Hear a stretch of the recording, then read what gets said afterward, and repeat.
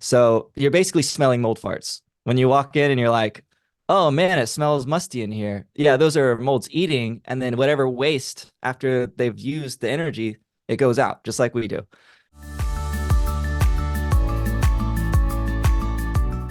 Hello, everyone, and welcome back to another episode of Your Indoor Air Podcast, brought to you by Change the Air Foundation. My name is Kendra Seymour, and today I'm joined by Brantley May, and we're going to do a deep dive into the world of mold. We're even going to highlight some of those common players that you might see, like Cladosporium and Aspergillus, Stachybotrys, Chaetomium. You get the idea. So if you are living in a home with mold or water damage, or if you've ever done any kind of testing or remediation, this episode will be of interest to you. Thank you so much, Brantley, for being here. Of course, glad to help. Yeah, you are the perfect person for this conversation because of your background and your passion. It really makes you uniquely qualified.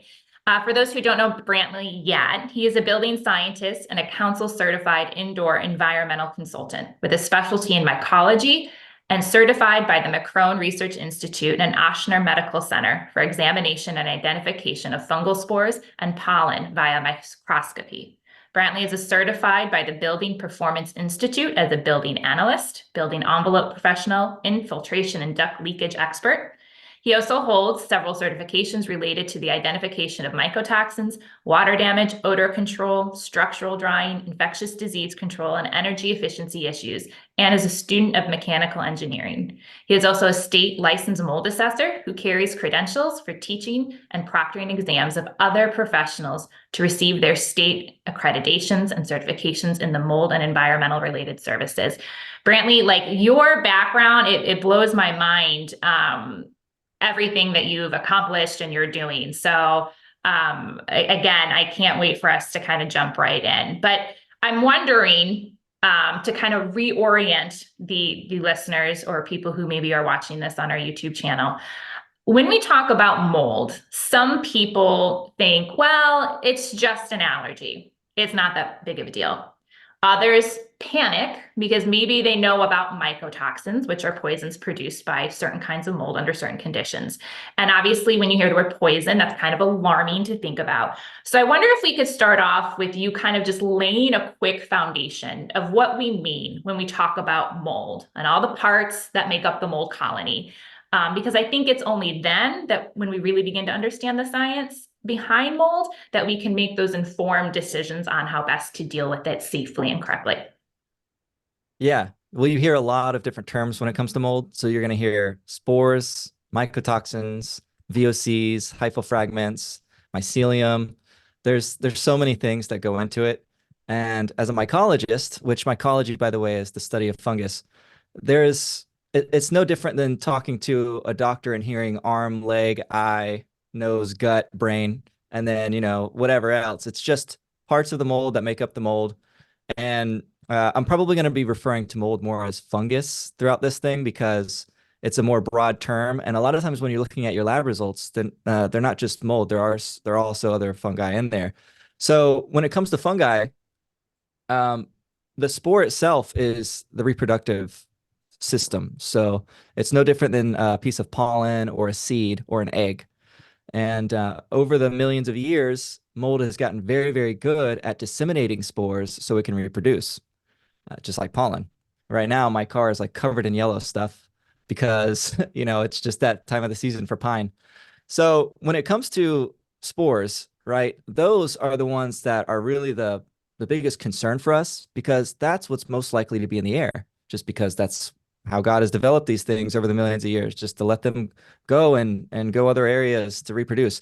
Now, when that spore lands on a surface and it's able to grow because of, the proper nutrition and the water and whatever temperature it is, when that spore starts to grow, it's immediately going to germinate and start branching out what we call hyphae, which are basically like roots of mold, right? So the hyphae go into whatever they're trying to eat. And as soon as they recognize, oh, this is actually a pretty good spot to live, they're going to start branching out that hyphae and create this network of hyphae. The network of hyphae are called mycelium. And so mycelium is basically like the plural version of hyphae. It's the same thing. It's like foot and feet, right? So when the spore lands, it germinates and you get this network of mycelium and whatever it's growing in. And part of what it does when it's trying to digest and protect itself, it secretes all sorts of chemicals and gases. Um, Kendra, you and I produce gases too under our armpits and out of our butt.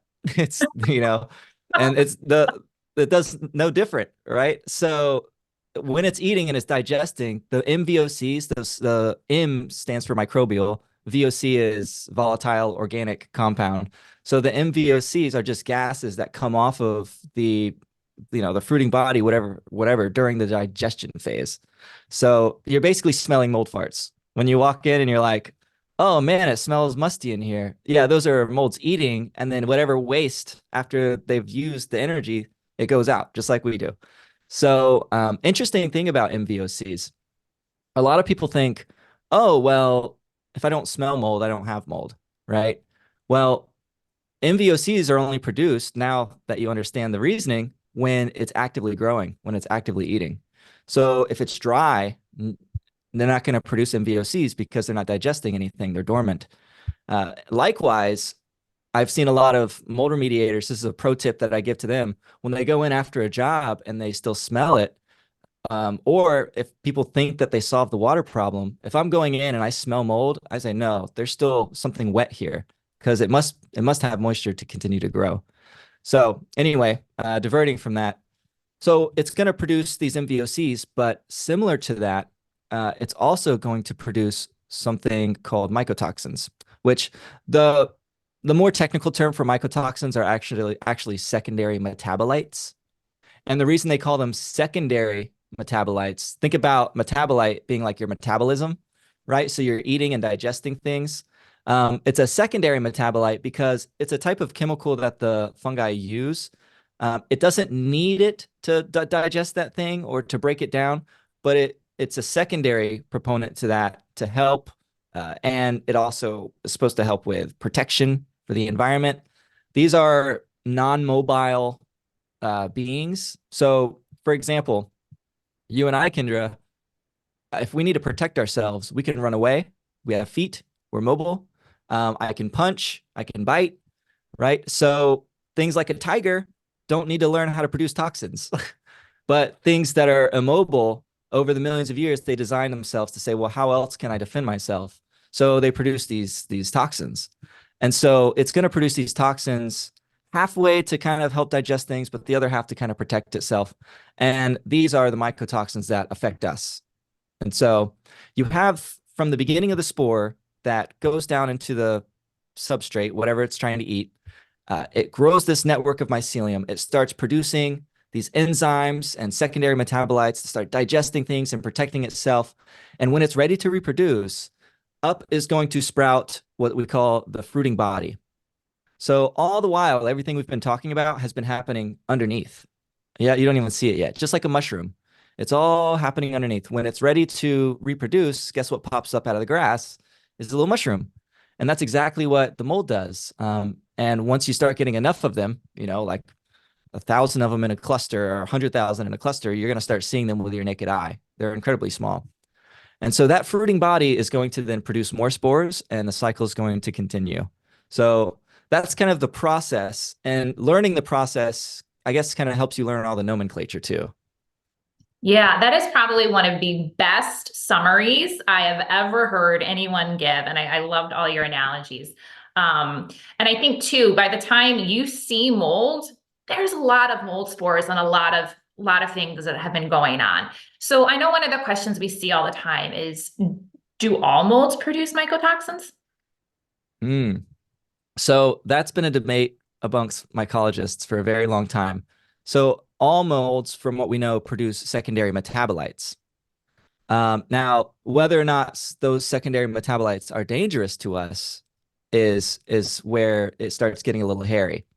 So, for example, um, I think I'm going to broaden that a little bit. So, do they all produce mycotoxins? I'm going to actually ask, are all molds harmful? And that might help it a little bit, help a little bit more understand what's going on here. So, are they all harmful to our health? No, they're not. There are lots of fungi out there that actually play crucial roles in our lives, and they don't bother you. So, take Penicillium, for example. That's it can be a very dangerous mold. But there are species of Penicillium that are actually very beneficial for us. So if you take something like penicillin, right? Penicillin is the antibiotic made by Penicillium chrysogenum. So that species in particular creates the secondary metabolite. It's kind of like a brother or a sister to a mycotoxin called penicillin. Well, penicillin, since it's been uh, found and extracted, has saved over 200 million lives. That's probably more than mold has actually killed. So I think mold right now is at a net positive for helping us. You know what I mean? If you look at it like that. But at the same time, uh, you take something like Penicillium citrinum, which is extremely damaging. It will wreck you. If I eat that as a pill, I'm gone because it has such strong mycotoxins. So it depends on the species that you're dealing with. Penicillium camemberti. Camemberti is what we use to make brie. So it helps us ferment cheese. It grows right on top of it and it roots into the cheese with its hyphae. And the enzymes from the mold break down inside of the cheese and make it all nice and soft and gooey and delicious. And it's perfectly fine for us. Matter of fact, the mycelium is nutrient rich. If you take something like yeast, a lot of people are scared of yeast, but it's just another fungus and it makes nice and my wife makes nice and healthy breads like sourdough. We use yeast. She literally took her her starter and she put it right on the counter, didn't do anything with it, and it naturally took the bacteria and the yeast from the air and started fermenting. And we've been using that for 2 years, to make bread, and it's perfectly fine. If you take beer, which I really love the brewing science, and it's really really interesting.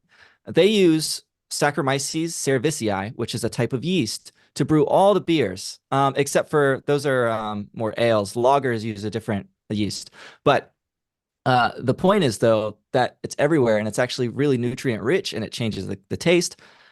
But wait a second, I thought you can get yeast infections and I thought you can get overgrowth of yeast in the gut. Well, that's not Saccharomyces. That is Candida, completely different yeast.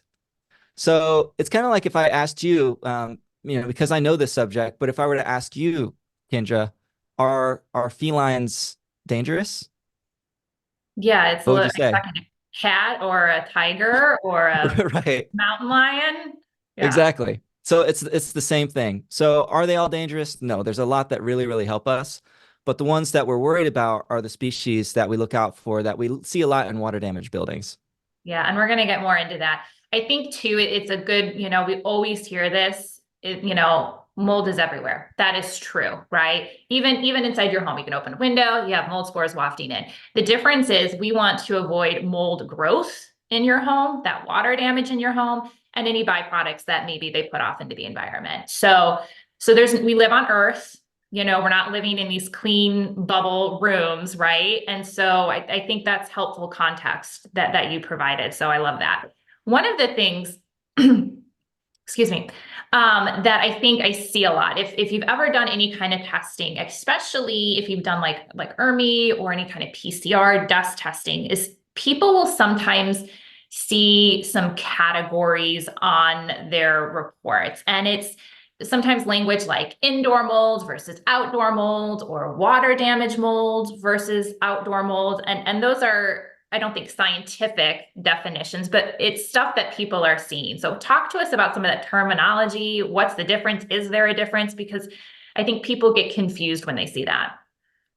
Yeah. Well, we see that a lot, especially with the ERMI, but then also even lab reports that look at it under a microscope, they say the same thing. A lot of professionals say it. Oh, this is an indoor mold. This is an outdoor mold. This is a water damage indicator. This is common. So here's the thing. Everything is outside, right? If I were to go dig in my grass right now, I bet you I could find some Stachybotrys with a tape lift of the soil. It's there, right? So the I understand the reasoning behind saying indoor and outdoor, even though it's not scientifically accurate. But indoor molds refer more to ones that are commonly seen from water damage events that can proliferate indoors and that take advantage of that situation indoors. So if I saw Stachybotrys, if I saw a few dozen in an air sample or something like that, I would say, yeah, this is a water damage indicator because this indicates that there's an abnormal level. It's all about the concentration, right? An abnormal level in here, very weird.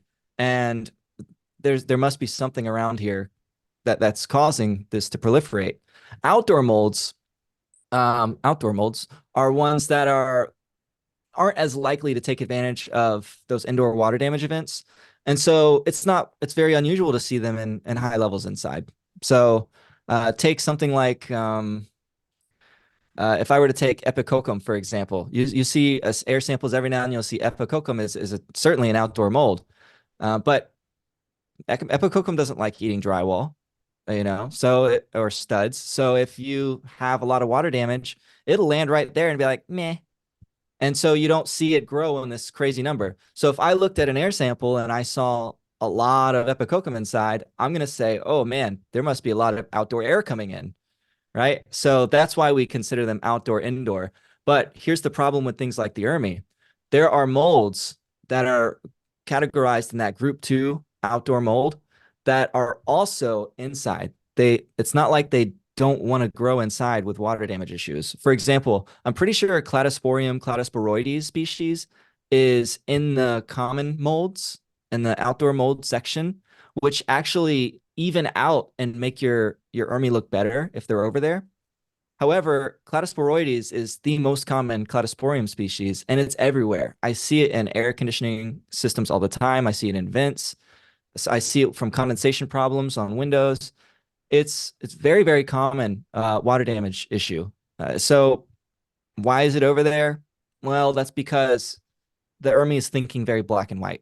This is indoor, this is outdoor. And there is some gray area that really can't be derived with such a simple index, just, weighing those two by side. I think this is a good time to mention too. This is why when you hire an indoor environmental professional or an IEP, that you're looking for someone who is skilled because it's paying attention to the specific types of mold, the amounts, in context of the bigger picture, right? So what was that thorough investigation of the home? What did it reveal? What was the history of the home? And it's not as simple as I'm going to run a single test and get all the information that I need. It really is this bigger puzzle. And for anyone listening, if you head on over to our website, changetheairfoundation.org, we do have resources on how to find a good IEP. And we're going to have a new section called Start Here, and it's going to take you through this process. So we're not going to leave you hanging, but it's a good point because any test really has to be viewed in conjunction with the bigger picture. I'm wondering too, because we're going to get into some of these molds, because if you've ever hired Brantley, he actually travels with a microscope and he analyzes in real time. Brantley, I know you were up at my house not too long ago and we were out taking samples all over and outside picking stuff up. And it was fun to just have that perspective of what is growing and where.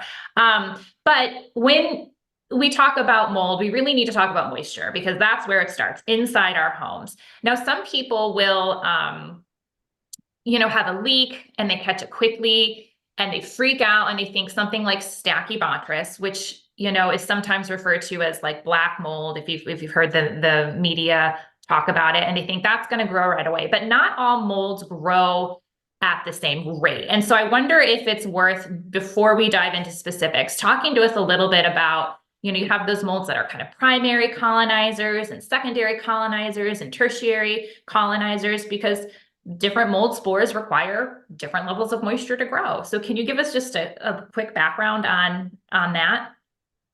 Yeah, well, this is why I get this question a lot in class because I teach professionals and they say, why do we talk about a lot of mold in our classroom, and they're like, wait a second, if there's 200,000 of them flying around at any given time, species, why do I always see the same 3 in the house?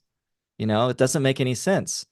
Well, there's a few reasons for that. Something like Stachybotrys, for example, is it has a very so they're called ecological niche in the scientific community. An ecological niche. Ecology is Basically, ecology tells you where something grows, why something grows, how it grows, when it grows, what is it like to eat, and what temperature does it like, how much moisture does it like.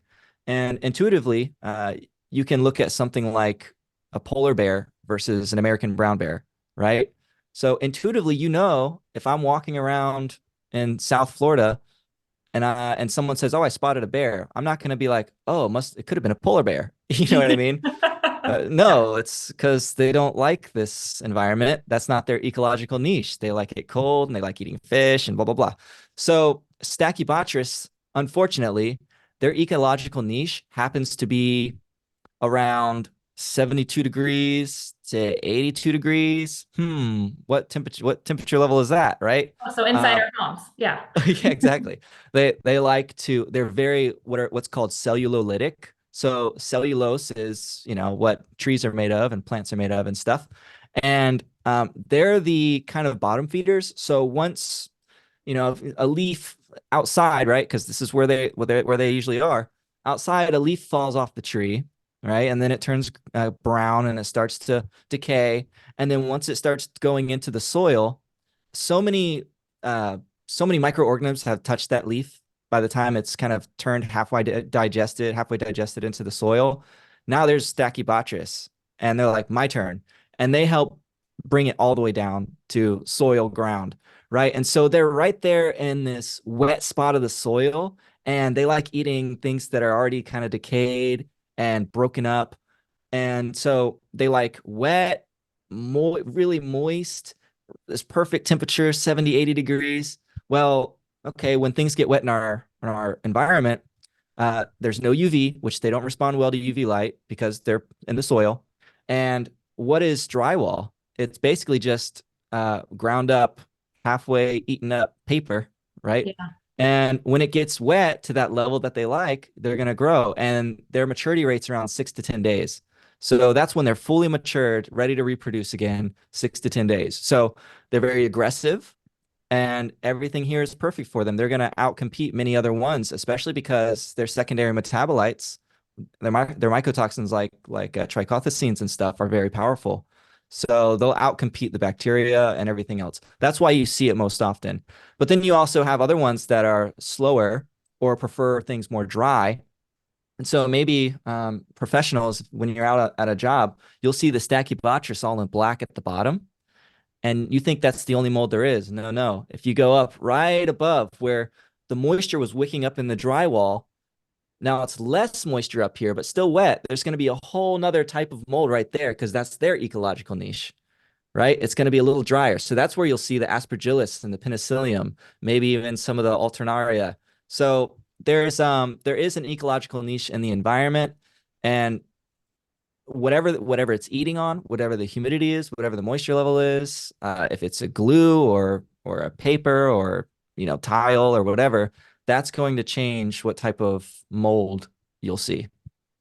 Yeah, that's really interesting. And it's a great segue into like our next segment, which what I did is I went through and I looked at some, air samples and PCR technology, and I pulled out some molds that people are seeing, because one of the first things somebody gets when they get a report is they will say something like, is this one of the bad molds? Now, you've kind of Yeah. established for us some broader and more scientific thinking around that. But I wonder if we couldn't jump into some specific molds that you're seeing. Now, we can do this a couple ways. I can throw out some ones that are common that are people seeing, or do you want to start us off with talking about some, different types of molds that you're Go seeing? for it. Okay. So one of the ones that we see a lot, Cladosporium. Talk to us about that. Whatever you feel inspired to cover as a mycologist, what it looks like. I guess we could talk about how color also isn't a great indicator of determining the different types of mold. But yeah, Cladosporium, where does it like to grow? Does it need a lot of water like you talked about? What are we seeing? Are there health effects that are sometimes associated, knowing you are not a doctor or healthcare practitioner, but let's Right. there. Yeah. So here's the thing about Cladosporium. It's the most common mold in the worldwide. It is what we say ubiquitous. It's everywhere. So to say, is it dangerous? It's really hard to answer that. Because if I say yes, that means you can't go outside. So is it dangerous? It depends. You know, the problem with Cladosporium is because it's so extremely diverse, it's it can grow anywhere. So it can grow on almost anything. It'll grow right on the dust. It'll grow on paper, textiles, food is also wood, food is also glue. So very common to see like in your shower, you know, if you're looking at moldy caulking, if you're looking around your windowsill, very common to see in air conditioning systems. It really has a high tolerance for environmental conditions. So it's very common to see it growing at 40 degrees Fahrenheit. Oh, wow. So it's incredibly diverse. So whenever you're looking inside your air conditioner, for example, and you see this black mold, you're like, oh my God, is that Stachybotrys? I can already tell you without even being there, no. Because Stachybotrys is very thermophilic. Thermo meaning heat, philic meaning loving. And so it's not growing in your air conditioner, that's for sure, right? It's kind of like if I were to intuitively ask you, Kendra, oh my God, I saw a bear. Is it a polar bear? Yeah. And you're like, Brantley, you're in Florida. No, so very similar thing. So its ecology is so diverse that it's very common. So to say, is it a health concern? The only thing I could tell you is it does have species, certain species, right? We talked about different species or different things. It does have species that are known to be allergenic. Um, there are some species that are known to produce mycotoxins, although they're a little lighter compared to some of the other ones, but that is there. So the problem is when you get it growing in the house and it's like an abnormal level. So having it come in from opening up a door is fine. But if you have a moisture issue in the house that's causing it to proliferate, then it's a problem. Yeah. And I think too, like mold can impact you. I said this when I opened, it's more than just an allergy, that it can cause allergic type responses, but then it can also, cause a whole host of other issues, toxigenic. You can even get into pathogenic things, which we won't get into today. But that's really interesting and something to keep in mind. Now, I want to segue into like the genus level. Let me back up here. When people sometimes see an air testing report, it'll group Aspergillus penicillium together. And Mhm. that is really, I think, confusing. And I understand why the lab does that. And maybe you can explain that to us, because really Aspergillus is one genus. And then there's Penicillium, and then there's hundreds and hundreds of species in between and all of them. And they're all kind of grouped together. And it kind of doesn't tell you what you need to know necessarily. So can you unpack both those for us? Yeah, so you want to know about Aspergillus and Penicillium specifically and why they group them? Yeah, let's start there, because Okay, let's start you'll there. see them grouped together if you have an air testing, report. And so let's start there, and then we can kind of break them apart as you go. Sure, yeah. So Aspergillus, Penicillium, they're almost indistinguishable by looking at their spores. Uh, Technically speaking, you can actually probably identify them separately most of the time, but it's not reliable enough. So they group them together. They're very similar, so it's okay to group them together. And uh, they produce a lot of the same mycotoxins and stuff. So yeah, we'll group them together because we can't otherwise. But when it comes to that group, here's something very important that a lot of people don't realize, Kendra. And this is coming from the lab, just doing these readings and analyzing myself. There's more things in that group that aren't Aspergillus or Penicillium. Oh, yeah. Well, yep, we put Mucor in that group. We put Rhizopus in that group. There's a lot of ones. Matter of fact, if you look at a lot of labs, it'll say Aspergillus penicillium like. Right. There's so many different types of mold spores that have that same circular, round, same size, like kind of like non-significant look to them, that there's so many things that get thrown in that group. Um, it's, you know, it's not helpful if you're trying to figure out exactly what species you're dealing with. That's for sure. Yeah. Well, and I don't know if people like fully realize this when you do any kind of like a surface sample tape or air testing, and it gets sent to a lab where a person, an actual person, like analyzes it under a microscope, counting all of, the spores and things that they see. And so there is an error of margin there. They don't even count the whole slide. So again, testing is really one piece of the puzzle because can't tell you everything you need to know. So let's focus on Aspergillus and what that does, because people see that sometimes, and what kind of health effects, where might it grow? I know that I've read that can actually grow from just humidity in the air, certain species of Aspergillus. So you don't even need like a long-term leak, like a faucet or a overflowed, toilet. So break that down for us a little bit. Yeah, so Aspergillus, there are a lot of ones. Unfortunately, some of the most common ones that will grow in our house are the species that are more problematic when it comes to our health and the risks. So moisture level wise, you're right. They are what we would say the xerophilic. Zero is dry, philic is loving. And I know that sounds weird. You're like, mold, dry loving. That doesn't make sense. Well, it handles very dry environments compared to other fungi, right? Stachybotrys isn't going to grow from, humidity, for example. It's just not nearly enough. It likes to sit in the soil where it's nice and super wet. So that is what we call a hydrophilic mold. It likes a lot of water. But these molds, yes, just enough humidity in the air is enough for it to start growing and thriving. And its optimal environment is around 65 to 78 degrees Fahrenheit, which is precisely where we keep our homes. So elevated humidity, keeping your house at normal range, you're likely to see this mold pop up. It's so common outside too that it's going to come in. It's coming in and out. It's part of your normal indoor environment. That's totally fine. But if you have humidity, it's going to start growing. And most of these molds are asexual, which means they don't even really need a partner to reproduce. So one turns to two, two turns to four, four turns to eight, and next thing you know, your whole house is covered in mold. Yeah, I've seen this happen. A couple quick stories. And I've shared this before, so I apologize, listeners, if you've heard this, but I think it's pretty relevant. The school I worked at many years ago, during budget cuts, started turning off the HVAC system on the weekend to save money, and then after 4 p.m. So if you were working, I remember I'd be working late and I would like start sweating. And I remember it was this August was the start of the school year, and we had a long weekend, and teachers had set up before school starts. Everyone went home for the long weekend. And when we came back, one of the wings, the kindergarten wing, in fact, there was mold growth all over everything, over the furniture, over the bulletin boards. And it was obviously tied to some humidity issues. I'm in Northern Virginia where it's very humid.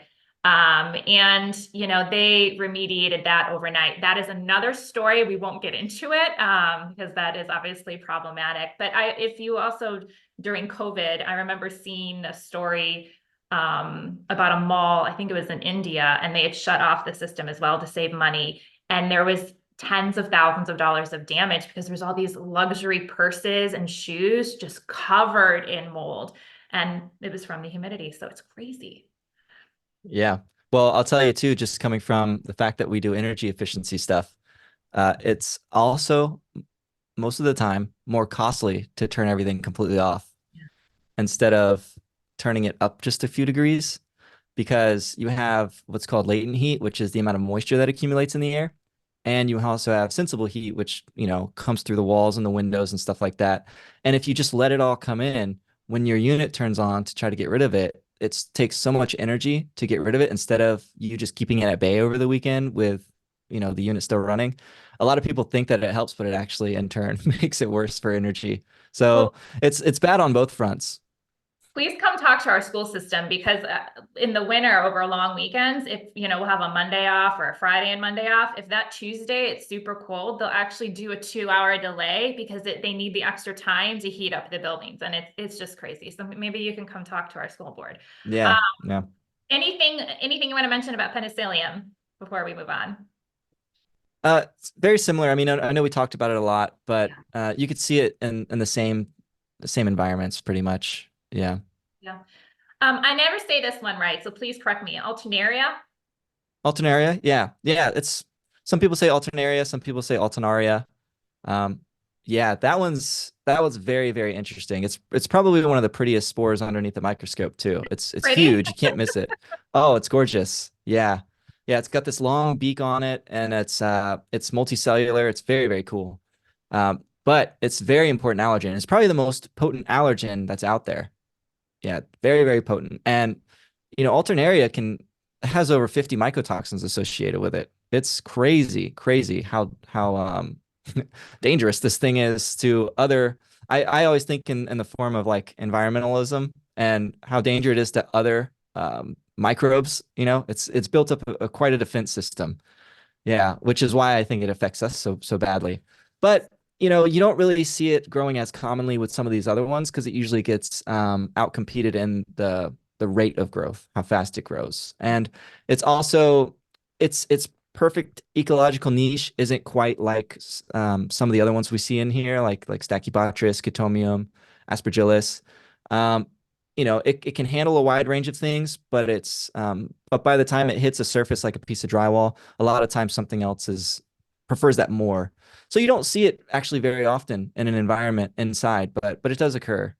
Yeah. So it's a lethal beauty in your mind. And Brantley, you have sent me pictures of mold and describing it as beautiful, and that's what I love about you because I've grown to appreciate mold, but it did transform my life completely. So I'm on the other side of things now that I can appreciate the beauty, but I don't know if I'll go as far to say any of them are beautiful, but I do appreciate the purpose they serve. Now, we did talk a little bit about this, but it is worth just focusing in on a little bit more. Stachybotrys, what do you want the takeaways to be here for people? Because that is, as you said, a water damage mold. It can have very devastating health effects for people, but add any other context that you think might be important. Yeah. So if you have enough moisture to have Stachybotrys, you probably have about two or three other molds in there, and you probably have bacteria. I mean, it's like it really only grows. So we use something called water activity, right? And the water activity that's optimal for Stachybotrys is 0.98. You can think about that as the surface being 98% wet. And so it's dang near 100% wet surface, completely saturated. If you have Stachybotrys growing that requires 98% moisture, you better be aware that something crazy is going on. So that's why it's definitely a water damage indicator. And, it needs to be taken seriously because it's if it's going to cause other problems like, wood rot, termites are going to come in. And we haven't even discussed things like, actinobacterias and all these Yeah. other things. I mean, there's so many problems. And Stachybotrys is such a huge indicator of that. You just got to be very careful when you see it. And if someone comes in your house and sees an abnormal level of Stachybotrys and they tell you it's in your air conditioner or it's, from humidity or the condensation on your windows, they're probably wrong. And so you want to keep looking. That's the biggest thing I see. I just did a job maybe about 3 weeks ago with my inspector here in Florida, and she said, "Oh man, we were getting high levels of Stachybotrys in the house. A remediator came out, found mold in my air conditioner, and so we had everything remediated. Spent $10,000 to clean the house and the unit, replace the unit. So $10,000 to clean the house, and then however much to replace their air conditioner. So they're probably like $25,000 in here, and they thought they solved the problem, but the guy came in. Obviously, he doesn't understand the science because that wasn't Stachybotrys in the air handler. Um, and we came in and we found her entire cabinetry behind her kitchen from one side of the house to the next was Stachybotrys. It was horrible. Everything had to come out, the walls, the cabinets, and everything. And so it's an indicator for sure. But I also want to mention this that there are situations where I'll track one or two on my shoe coming in from outside. And so seeing it on a dust sample, seeing it in the air doesn't necessarily mean you 100% have an issue. Um, think about where all these mold inspectors go, right? If I'll go into a house, no matter how dressed up I am, if I'm going into a house that's under construction and I'm checking on it and there's billions of spores flying around, or if there's a really bad situation, I just had to crawl through a crawl space and then I come to your house afterwards, it's not going to be abnormal to see one or two spores of Stachybotrys in the sample. So you have to use your like thorough inspection mixed with the air sample. Um, I usually don't start considering Stachybotrys a problem until I see around 2, 3, 4, 5, 6 in the air sample. Then I'm like, whoa, this is really weird. But if I see one in an air sample, I might raise my eyebrow, but I'm not gonna be concerned until I can match that with something I see on site. And you know you're looking for moisture. And see, what you describe is what I find so frustrating is that as the consumer, you have to be your own advocate and you have to develop a basic understanding, which is why we're building out resources every day at the foundation, because that person spent 10 grand, they didn't fix their problem. And it's because I think people tend to think they go for the obvious problem. Oh, I maybe see the mold here. That's it. And they don't realize that mold is often hidden. It's under floors, it's behind walls, it's in attics where people don't go very often. It can be in your crawl space or basement or areas that aren't frequently visited. And I think everyone assumes that it's like in the movies where if I have a mold problem, this is just a good general tip, I'm going to see a giant wall of mold. Now that does happen, but I bet you can attest to the fact in all your years doing this, that more often than not, you find it because you find the moisture and then it's behind, the majority of that mold growth is behind the wall or underneath the floor. I don't know. Do you have any thoughts on that? Because it drives me Oh crazy. yeah, I agree. Yeah, Homeowners. so not only is it the water damage stuff that could be tricky, but it's also the humidity stuff. Yeah. We were at a job yesterday. I just posted a few videos of it on my Instagram and TikTok. There's there was mold hiding in plain sight all around her because of humidity. And so if we pulled out her bed and on her bed frame just covered in mold, humidity related mold, all over the back of it, all over underneath it, and she wasn't feeling good. And if you go in her closet, it looks okay, but if you look closer, which you'll see in the videos, there's mold growth happening everywhere, right? It was all over her shoelaces. Without a flashlight, you probably wouldn't miss it. And it's not causing any smells either. So it was very, very tricky to diagnose the house if I'm only going in there and only looking for leaks or only looking for something visible. I mean, we had to get on our hands and knees with a flashlight and get on my back and go crawl under the bed and look to see what was going on in order to find it. Well, okay, not to go on a tangent, but let's take a moment to talk about the relative humidity. What should it be at in our homes ideally to kind of prohibit some of that aspergillus and other things from causing problems? Is there a number you Below recommend? 60%. Below 60%. I've even seen some say really you want it below 50%. For those listening, you can go on like any website that sells, home improvement stuff, or I won't name names, but you can buy a hygrometer for like $11 and they're pretty decent, right? They can, plus or minus probably 5%. And it's a great way you can keep them on one on each level to monitor your humidity. I wouldn't rely, and Brantley, maybe you can speak more to this. Sometimes people's systems have they'll give you like a general composite humidity score. And I just don't think that's very helpful because, your basement may have a different humidity level than your main floor or even room to room. So are there any other thoughts on monitoring humidity that might be helpful to our listeners? Yeah. So I wouldn't trust your thermostat because, not only the composite, but they're also those thermostats are set to program with an offset, meaning like it'll just come factory at something, and then it's the HVAC guy's job to use his hygrometer, which hygrometer is just a humidity monitor, and basically calibrate it and look at this and say, okay, I need to offset this by 6% or whatever. They don't do that. They just install it. The other Yeah. thing too is a lot of times there's a hole. This is what we see a lot in Florida. There's a hole that's put behind the thermostat, so the wires go in, but no one ever seals that hole back up. Well, the thermostat's your humidity monitor and your temperature sensor. And so those walls connected to the attic and stuff bring in heat and humidity, and it'll show like a really high level. Or if you're in a northern climate, it might show a very low level if it's cold, dry air coming in. So I don't really rely on them. Like I said, like you said, $15, go grab yourself a humidity monitor, stick it on a counter or something like that.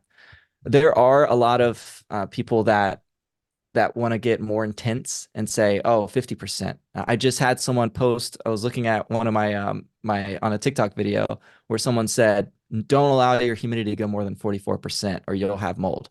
Like, that's just not true. 60% is what all the engineers and the scientists and everyone has agreed on is when the risks start to increase. And it's not just because at 61% mold is going to start growing. That's not really how it works. What's happening is once you hit 60% threshold and you start going up, your your chances of condensation increase, your chances of cool surfaces having a higher humidity increase. So if you keep it below 60%, you're actually fairly safe. And you also don't want to go below 30%. So that's the other Mhm. thing too, is there are other air quality problems that are associated with buildings once you start going below 30. So 30 to 60, I would say is your range. And then 40 to 50, I would say optimal. Yeah. That's optimal. Yeah, and be aware, like areas like your closet that stagnant air may have higher humidity. And so your humidity is probably not uniform throughout your home. I'll do a quick plug. If you are interested in learning more about humidity and condensation issues, I did a great interview with Carl Grimes that I'll link in the show notes that people can check out because he does a great job explaining. We take you through 5 common scenarios, even a scenario that happened to me recently. So, all right, so let's move on to Chaetomium because that's another one that it causes my blood pressure to rise. I don't want to see that growing in my home. What can you tell us about that one? Uh, what you know about Stachybotrys, you pretty much know about Chaetomium. Yeah, both players. Very, very hydrophilic. And it's very cellulolytic, which means it likes the paper and it likes the wood and stuff like that. It likes to eat dead and decaying things. It's very similar to Stachybotrys. The dangerous thing about Chaetomium is two things. One, very rapid maturity rate. So we talked about Stachybotrys being 6 to more likely 10 days. Chaetomium is 5. Mm. So if you don't get that water damage issue cleaned up, it's fully matured, ready to reproduce in 5 days. You'll probably start seeing it in about 3. Mm. So it's very quick to mature, and it's freaky. And the other thing that's kind of weird about it is, we don't really track it down too much with our mycotoxin panels. There are mycotoxin panels out there clinically that actually don't have the mycotoxins that Chaetomium produces. Everyone's so worried about trichothecenes and this and that. Well, ketoglobazin, which is a mycotoxin from Chaetomium, is very problematic. Yet it's kind of like low on the radar. Doesn't make sense. You're like, wait a second, why is it like more common to see from water damage than Stachybotrys? It's a faster growth rate. It has just as dangerous mycotoxins, yet it's not on the panels. And so you might actually go take mycotoxin uh, panels environmentally or clinically, you don't see it and you think you're all good. And all the while you have a Chaetomium problem in the house. Yeah, this is a good time to mention that mold growth in your home, regardless of type, should be safely removed. So it's not like, oh, well, that's only, an Aspergillus. I'm not going to worry about that because it's a Cladosporium. Like mold growth in your home should be removed safely and the water source corrected. So we're getting into specifics here because I think it's of interest to people. It can, people tend to panic and we just want you to understand the science. But this always comes back to controlling moisture and removing any growth and byproducts safely. We're going to kind of bring this part of it to a close, but let's talk about Fusarium.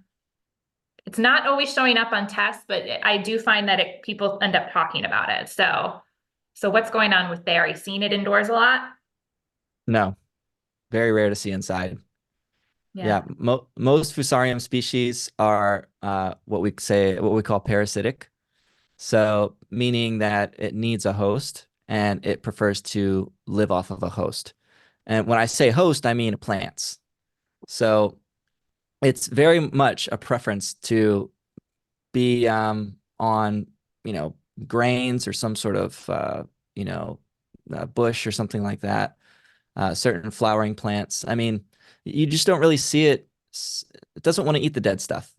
So you Yeah. don't really see it on inside on the logs of your house, the studs and stuff.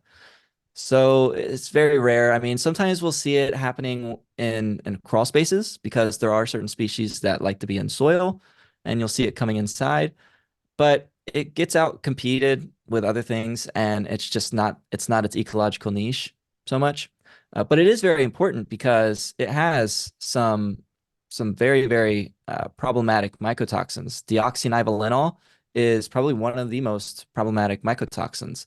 But coming from the environment, it's hard to find, in an environment.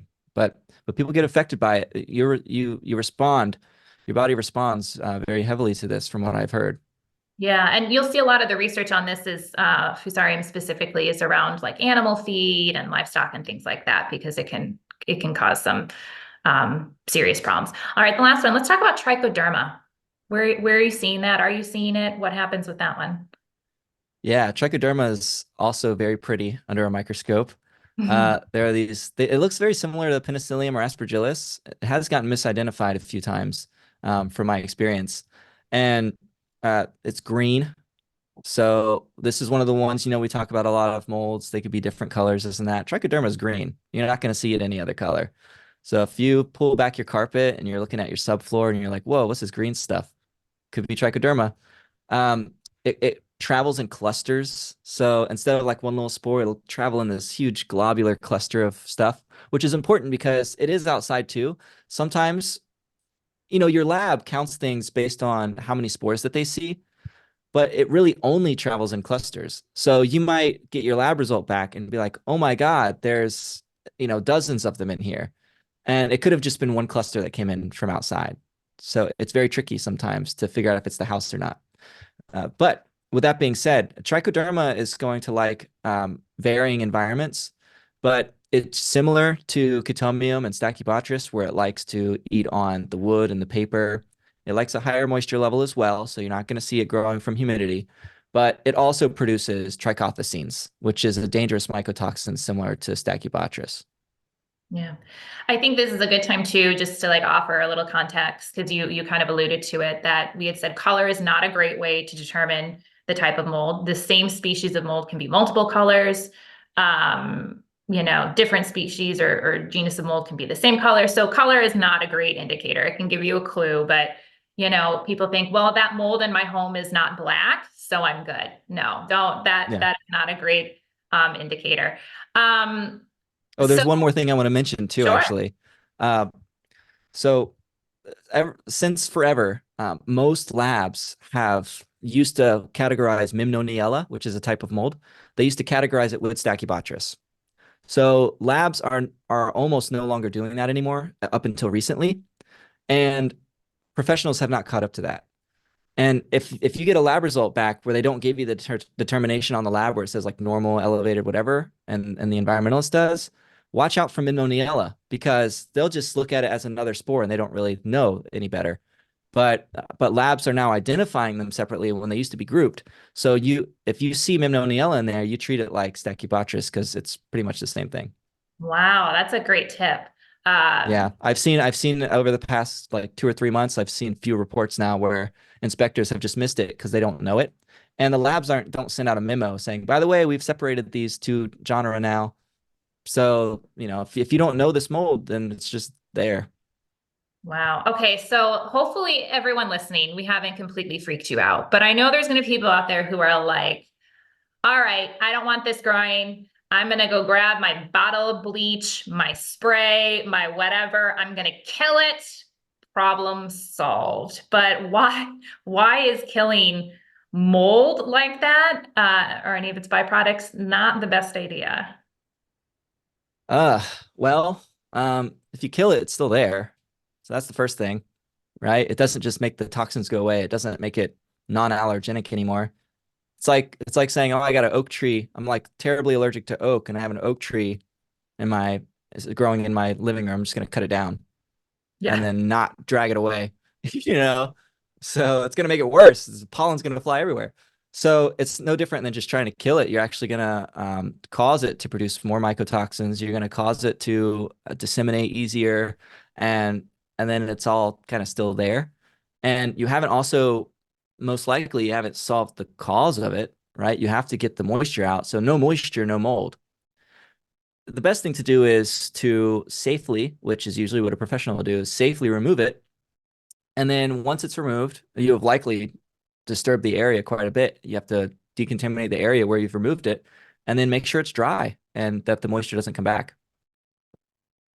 Yeah, I think here's a PSA that kind of sums up some big points that I hope people take away from what we just said. One, don't trust someone who says, I can tell by looking at it, it's not a dangerous kind of mold. And two, if somebody says, I stopped the moisture source or the mold is dead or dormant, you don't have to worry. Don't trust that person either. Because like you said, mycotoxins, they're not living, so you can't kill them. The MVOCs aren't living, so you can't kill them. Those fungal fragments, can't kill it. So it's always about removal. We have resources again on our website, changetheairfoundation.org, on remediation. And we're going to be dropping a remediation 101 series that's really designed for the layperson and takes you through the process so that, we can make sure that you're removing those that growth and water damage safely from your home. I love it. Brantley, as we wrap up, are there any final thoughts you want to leave people with about mycology other than mold can be beautiful? What else do you want to leave us with? It's very complex. There's a lot of variables, and looking at a test, it's very difficult to interpret what's going on in the house. It's not the end all be all. If you really feel like there's something happening in the home, I would actually 100% skip the test. Not even, a lot of people even use it as a preliminary to say, oh, let me test before I get an inspector. Well, what's the point of doing that? Because it's not even telling you what you need to know. I would say get an inspector, get a professional out there that can actually look and see what's going on in the building and visually observe what's happening. Try to find these sources of moisture and do their own testing, because they'll do the testing that's really best for you after they've already determined what could be happening in the house. And they'll give you a plan of action, whereas a piece of paper from a lab doesn't give you a plan of action on how to solve it. Yeah, I love that. And just one final thing for listeners, because I think you'll find this helpful. Keep in mind, not all IEPs are created equal. And so you're going to have some that come in and they're going to take 5 random air samples in the center of various rooms. They're in and out in 45 minutes.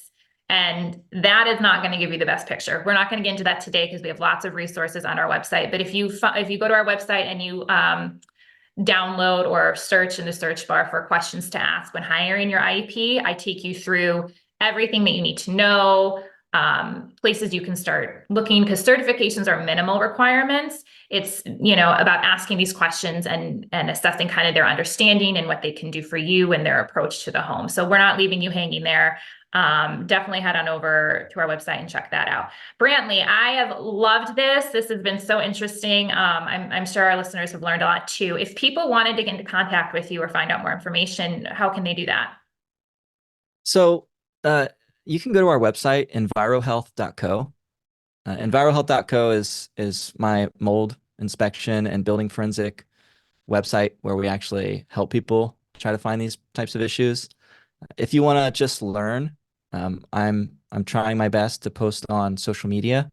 So you can find me on TikTok, Brantley May. You can find me on Facebook, Brantley May, Instagram. I think my Instagram is Brantley IAQ, Brantley Indoor Air Quality. Okay. So just if you're trying to get more tips, I've just shared like 3 videos yesterday of what we were finding and how to look for signs of moisture that could be really helpful.